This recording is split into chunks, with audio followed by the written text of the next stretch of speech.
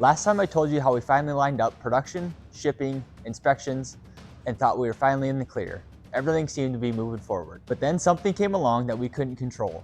Something that almost killed the business before it even got started. Tariffs.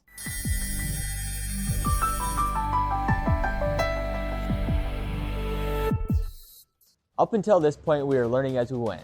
Every step was new. Patents, suppliers, shipping, freight forwarders. But tariffs? That's something we hadn't even thought about. And we're sitting there, feeling good about moving forward when the news starts heating up. Talks of tariffs between the US and China. And we're not talking small increases either. We're talking 145% tariffs. Now let me explain what that means. Our mats already weren't cheap to produce, especially with shipping, inspections, and everything else stacked on.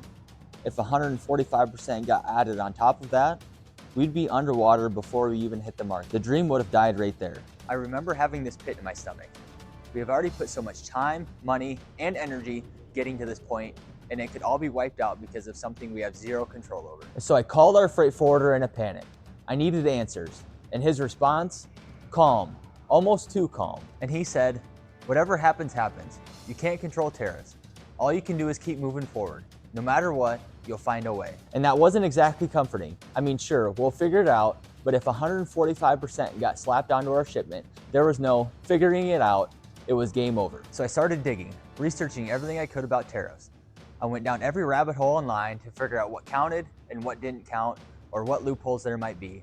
And that's when I found out something called an in-transit exemption. Basically, it said if our shipment was already on the water, already left port, by the time the new tariffs were officially implemented, it could qualify as exempt, which would mean you could avoid the crushing 145% tariff. But was it true, or was it some half-baked blog post?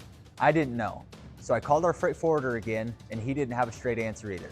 He said maybe, it depends on how they enforce it. We'll only know once your mats land in the US. And so we waited. And let me tell you, those weeks waiting on our mats to cross the ocean felt like months. I don't think I slept much. Every day I'd think about what would happen if our mats got hit with the tariffs. Would we have to scrap the business? Try to start over right away with the US supplier? Eat the loss and just move on with life? It was one of those times uncertainty eats at you. We had worked so hard and all of it came down to timing. Whether the mats left the port just before or just after the tariffs kicked in. So finally, after about a month on the ocean, the mats made it to Minnesota by rail car.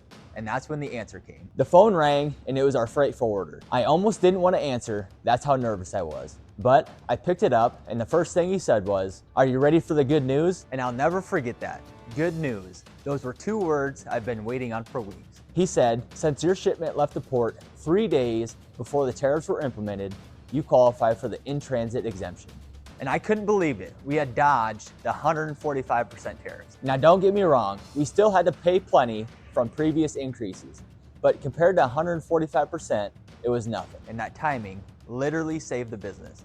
If the mats had just shipped a few days later, none of this story would even exist. So, what did we learn?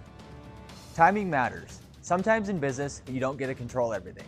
Number 2, tariffs, politics, or global events, they can make or break you. And 3, sometimes the difference between survival and failure come down to a little bit of luck and a whole lot of persistence. So now that the mats were safe and they were on their way to us, we were still in the game. But there was still one problem. We didn't have good pictures of our mats for our website or advertising. And we'll dive into that in episode 8, Spring Break, Photoshop, and getting photos the hard way.